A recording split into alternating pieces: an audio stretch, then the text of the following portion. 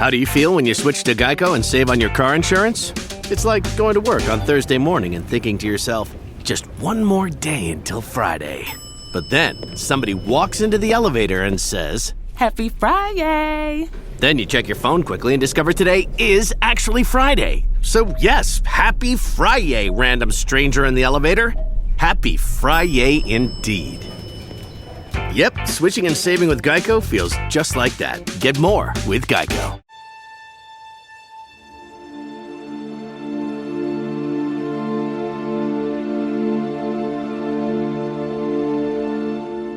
Hey everyone, and welcome back to Exposed, Scandalous Files of the Elite. I'm your host, Jim Chapman, and today we are continuing with that Diddy series. This is our 20th, can you believe it, 20th episode in the Diddy saga, and it just doesn't slow down in the world of Diddy. So we're going to jump right into it, and quickly I want to reference a little bit about how these Diddy parties work, because there's apparently some misunderstandings that I need to clear up, and that's in regard to the white parties and the after parties, which those were two different things. I need to make that clear because it's important that everybody understand just because somebody was at a white party doesn't necessarily mean they were at the after party.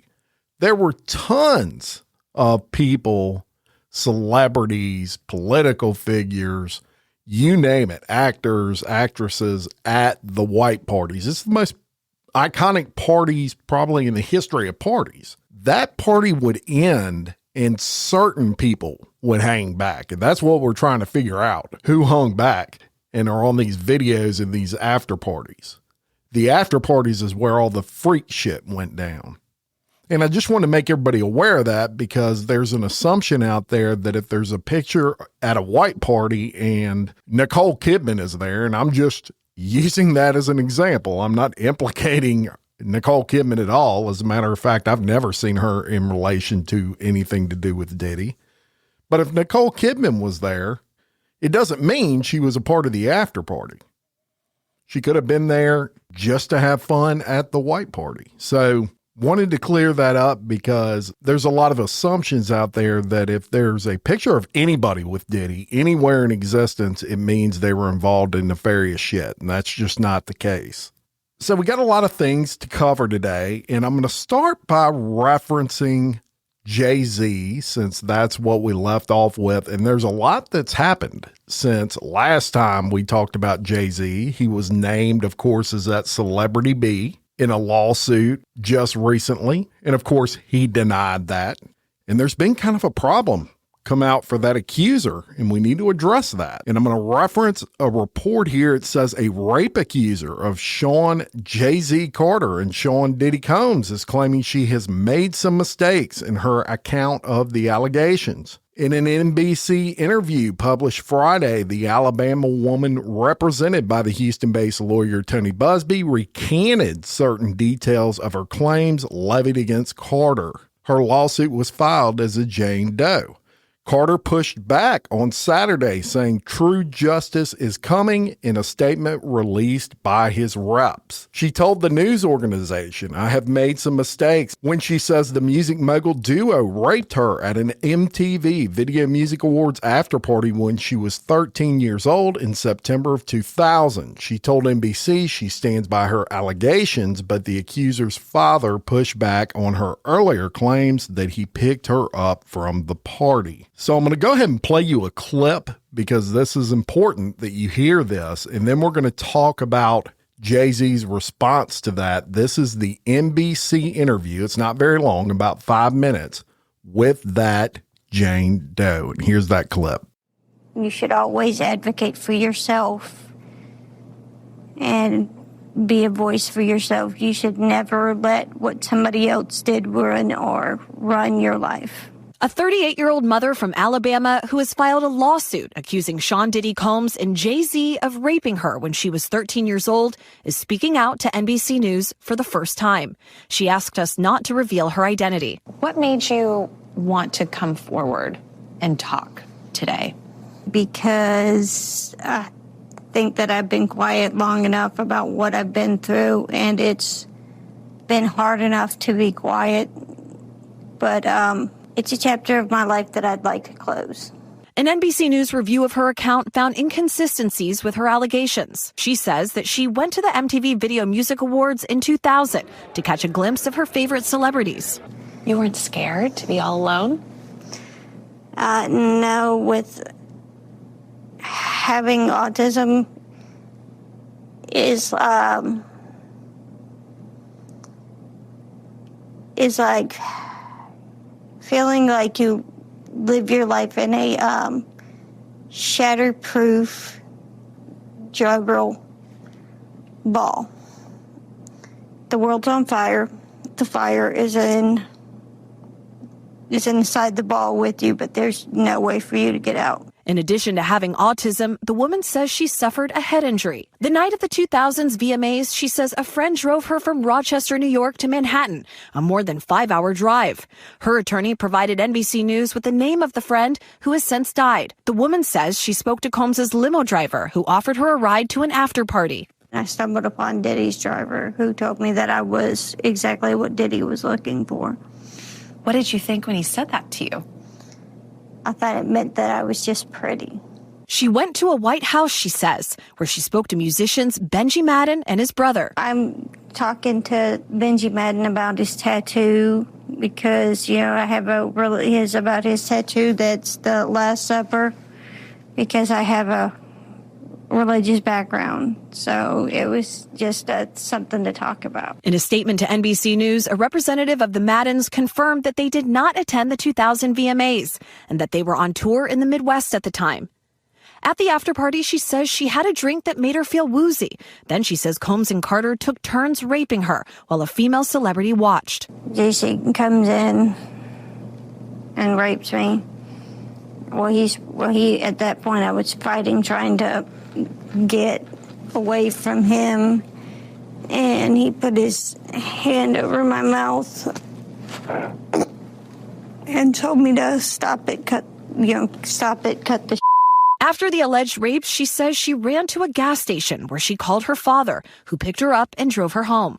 We rode home in silence. He didn't ask me what happened. He didn't ask me what I did or where I was. In an interview with NBC News, her father said he could not verify the claims. Quote, "I felt like I would remember that, and I don't. I have a lot going on, but that's something that would definitely stick in my mind," he said. When we asked the woman about the contradictions in a phone interview on Friday, she said that she stands by her statements. "I have made some mistakes," she said. "Honestly, what is the clearest is what happened to me." The inconsistencies in her account of an incident alleged to have happened 24 years ago does not necessarily mean the allegations are false. The accuser's attorney, Tony Busby, said, "Because we have interrogated her intensely, she has even agreed to submit to a polygraph. This has been extremely distressing for her, to the point she has experienced seizures and had to seek medical treatment due to the stress." In a statement to NBC News, Sean Carter said, "This incident didn't happen, and yet he filed it in court and doubled down in the press. True justice is coming. We fight from victory, not for victory." Is any part of you scared coming out against such powerful people? Yeah, I'm scared of what could happen, but I'm more afraid of letting it eat me alive from the inside out than I am of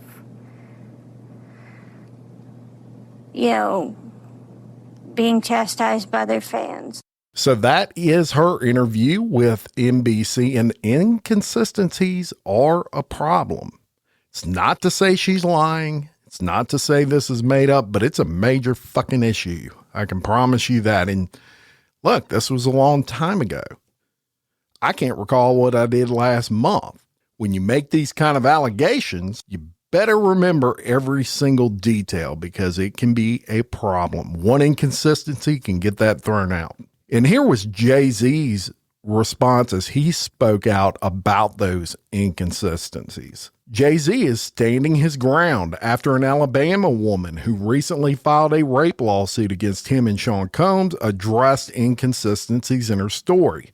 The 99 Problems rapper, born Sean Carter, put her attorney on blast for submitting a false complaint against me in the pursuit of money and fame. The incident didn't happen, Carter said in a December 13th statement.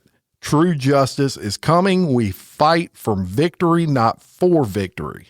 This was over before it began. His attorney, Alex Spiro, added, it's stunning that a lawyer would not only file such a serious complaint without proper vetting, but would make things worse by further peddling this false story in the press. The woman's attorney, Tony Busby, said that her case was previously vetted by another law firm and that his firm does their best to vet each claim they make, and they do.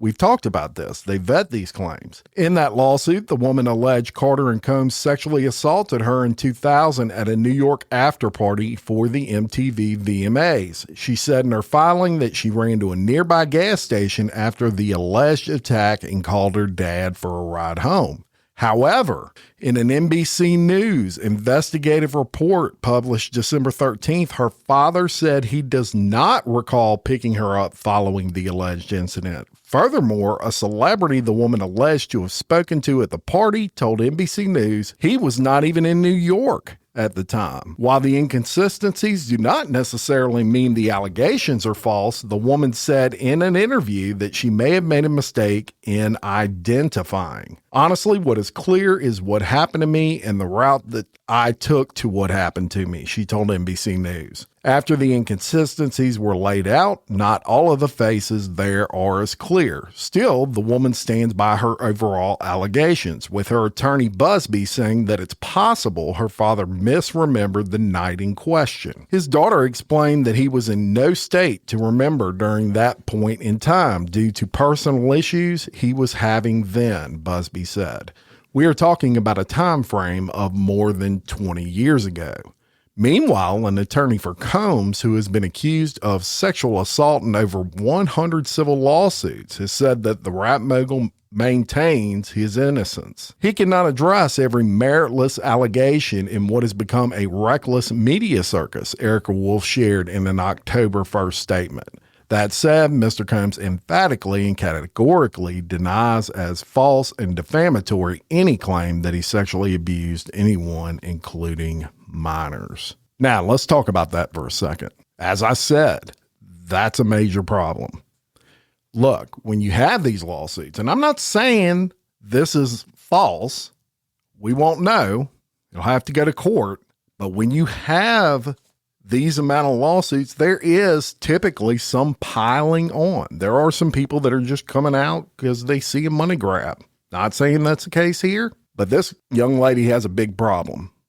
A big problem, especially when your attorney, your main attorney, Tony Busby, comes out and says, look, another law firm vetted this particular case.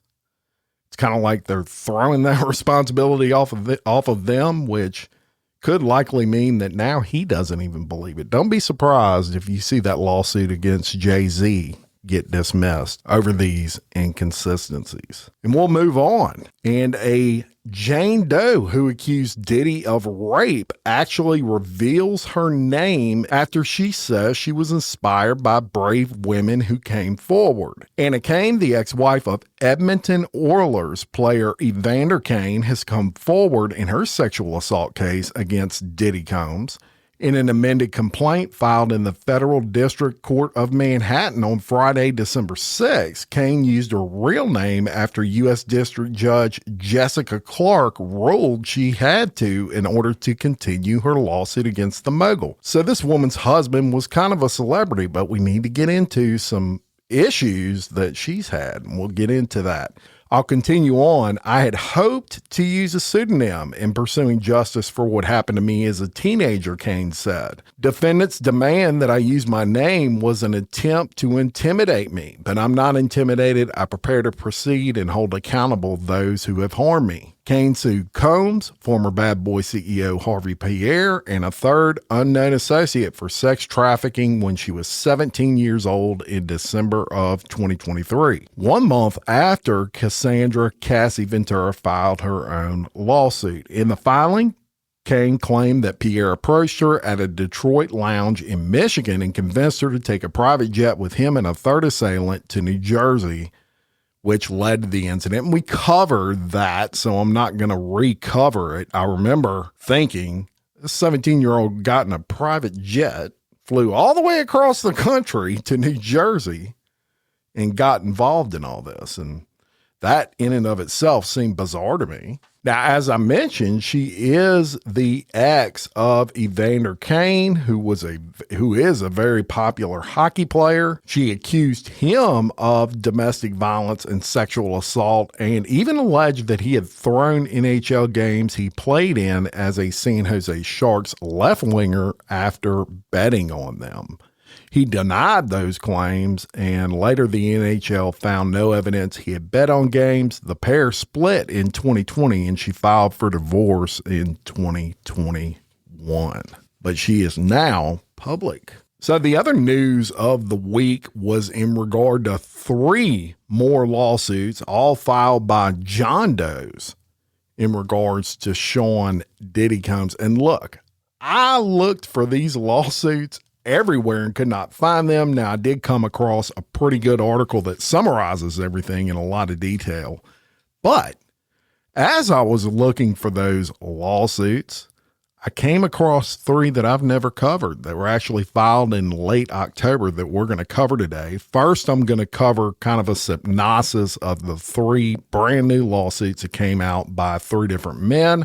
They were filed in New York State on Thursday, which the New York State Supreme Court, for those that aren't familiar. Usually these cases are filed in the Southern District of New York, which is where I get a lot of these. It's also why it's very difficult for me to get a hold of these particular 3. But listen to this summary. 3 men filed suits using the same attorney in New York State's Supreme Court, and all have accused Combs, 55, of serving them spiked drinks and sexually assaulting them between 2019 and 2022. One of the men, all of whom are suing anonymously and are referred to only as John Doe, allege in his suit that Combs and several of his associates from Bad Boy Records drugged and raped him during a 2020 party at Combs' house in East Hampton, New York. Throughout the rest of the night, the plaintiff faded in and out of consciousness, the suit alleged, adding that the plaintiff attempted to resist their sexual advances but was unable to do so. He had not consented to this kind of sexual activity and had been incapable of consent while unconscious. And that sounds familiar, right? Combs' conduct was shocking and outrageous beyond the reasonable bounds of decency, reads the suit. Another one of the alleged victims claimed in a separate suit that he and Combs met at a Manhattan nightclub in 2019. He says that he was invited to an after party at the Park Hyatt Hotel where Combs allegedly served him a drug cocktail and then raped him. While the plaintiff was sitting on the bed, he began feeling disoriented. Defendant Combs looked at him and the other people in the room and said he's ready to party. The man claims that he fell unconscious and then briefly woke up during the assault, where he saw Combs and another man and woman recording him. When he woke up the next morning, the man who recorded the incident gave him $2,500 in cash, saying that it was from Combs. The third accuser alleged in a complaint that Combs drugged and raped him in 2020 during a meeting between the two at Combs' suite in the Hotel Intercontinental. The man said he was employed by Combs for 14 years and contends the two were meeting to discuss payments that John Doe said he had owed. The man alleged Combs made him a cocktail as they were discussing the payments. He soon fell unconscious on the couch, and when he woke up, he alleged that Combs was assaulting him. When the plaintiff questioned defendant Sean Combs and attempted to resist his advances, Combs told him to stop and that he was almost done. Holy shit. The suit alleged, adding that Combs' associates threatened and intimidated the victim into silence. After the rape, defendant Sean Combs told plaintiff that going to the police would make him look like an idiot, and that because Combs is Diddy, the plaintiff would never be able to substantiate his claims against him. The 3 men are each seeking a jury trial and have asked to be awarded unspecified damages. The new allegations come amid a slew of lawsuits and other claims filed against Combs. And it goes into those details, which I don't need to, but that is 3 brand new lawsuits and by a different attorney. It's not Tony Busby. So as I told you, when I was looking for the actual paperwork from those lawsuits, I came across 3 in October that I did not cover. I'm going to go ahead and cover those for you now. And this first one was a John Doe, and here's the factual allegations according to the lawsuit. Making the Band was a reality television show that aired on various networks, including MTV from 2000 to 2009. The show, created by Lou Pearlman and later produced by Combs, followed the formation of musical groups. And we've covered several lawsuits that were related to Making the Band.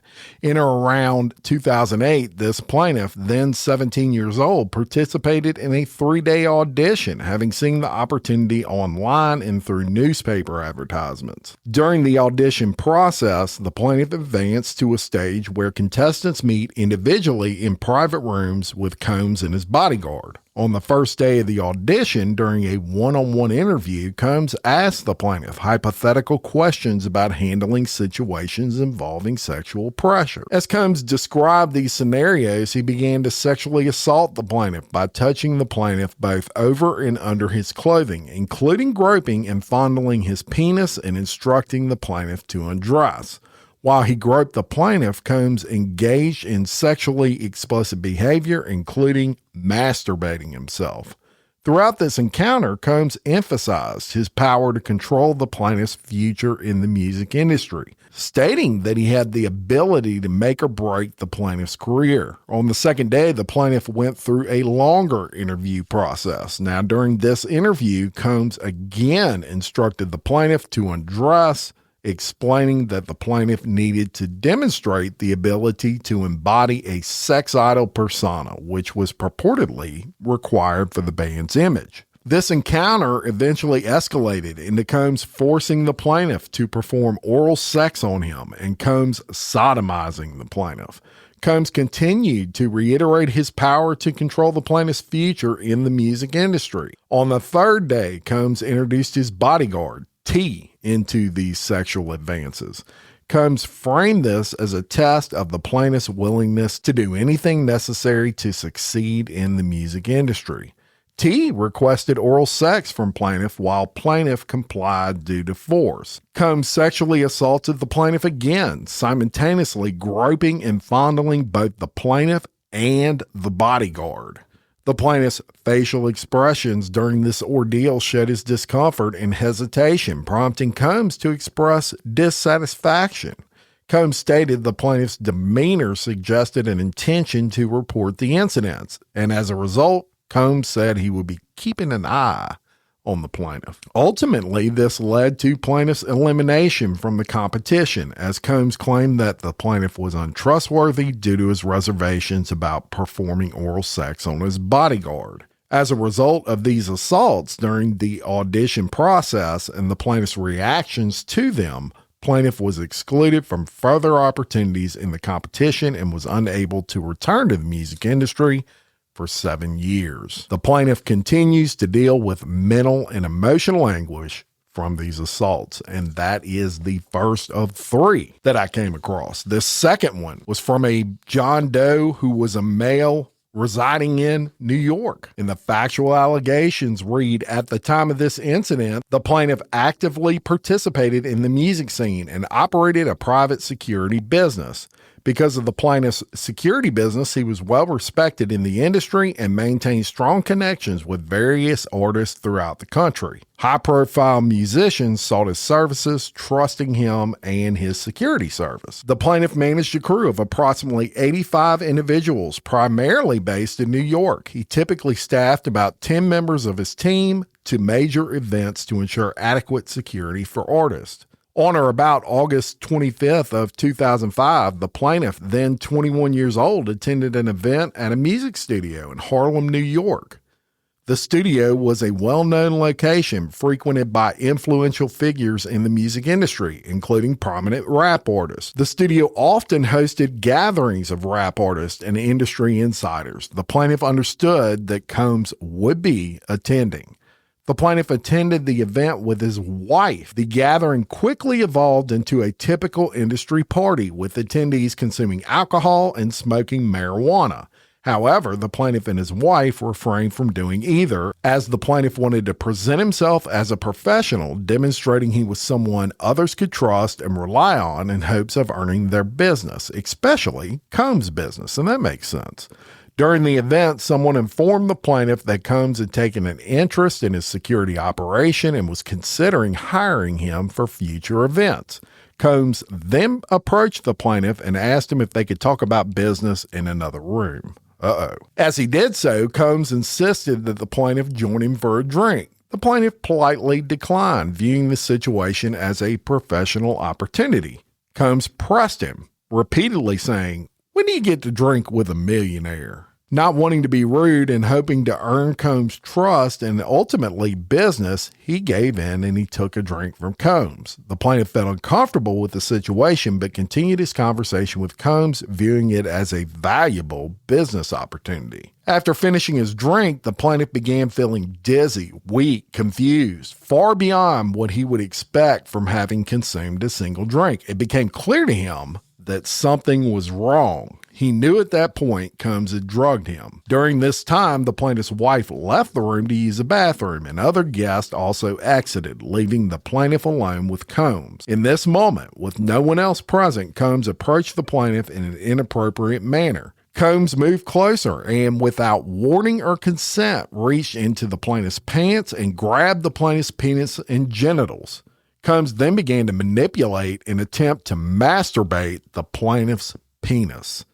The plaintiff tried to resist, but Combs forcefully continued and told him to take it easy and let it kick in, implying that alcohol and or another substance would relax the plaintiff and make him more compliant. The assault abruptly ended when the plaintiff's wife returned to the room. She immediately saw what was happening, intervened, and stopped the assault. Realizing he had been caught, Combs tried to downplay the situation. He pretended to help the plaintiff in some way, disguising his behavior as an act of assistance. Shocked and upset by the event, the plaintiff and his wife quickly left the studio. They exited, took the train home, and tried to process the traumatic event that had occurred. The assault left a lasting impact on the plaintiff. After the incident, he made the difficult decision to leave his career in security, where he excelled and built a strong reputation. The emotional and psychological toll of the assault continued to affect his mental health. So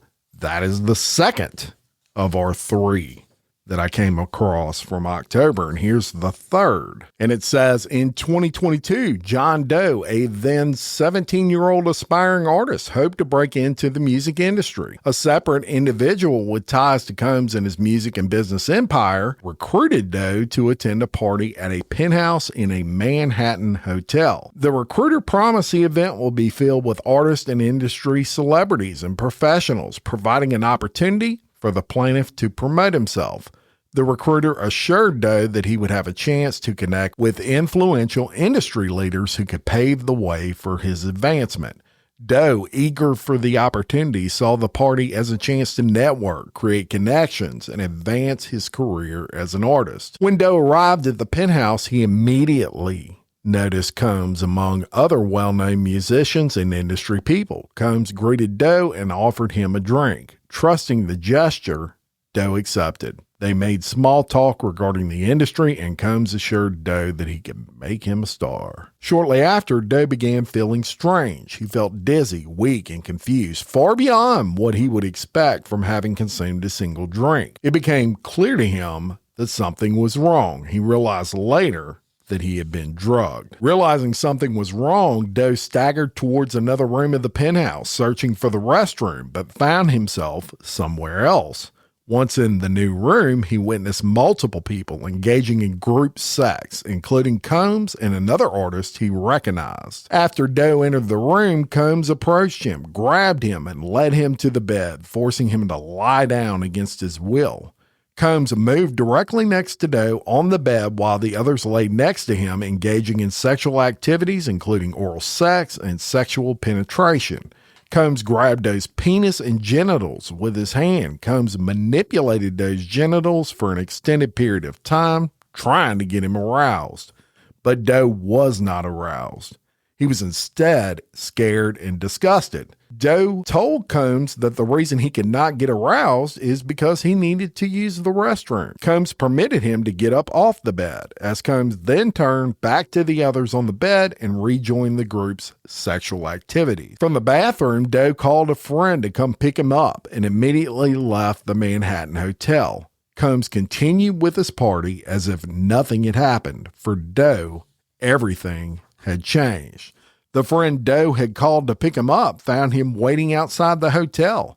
Doe was visibly disoriented and unsteady, his demeanor reflecting someone under the influence of drugs, far removed from his usual self. Once in the car, Doe recounted to his friend that he felt he had been drugged, had his privates and genitals manipulated and fondled, and that there was an orgy taking place in the hotel suite. Doe then passed out in the car. As a result of Combs' sexual assault, Doe experienced damages, including pain and suffering, mental anguish, physical impairment, and emotional torment. So that is the third of those 3 lawsuits from October that I somehow missed. This sumbitch got so many.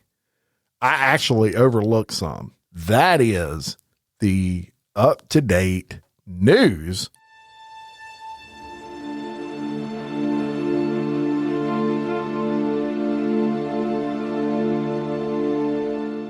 Tomorrow, we've got a brand new episode of Bad Teachers coming your way. This time, we're going to Texas to tell you a story that will absolutely blow your mind on a bad teacher. And we're also going back to Arkansas for yet another bad teacher. All that coming your way tomorrow. Please rate the podcast if you're enjoying the content.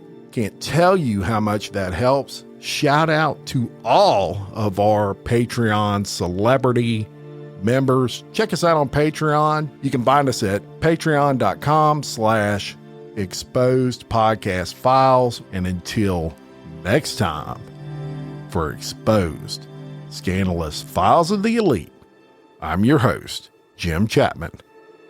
Much love.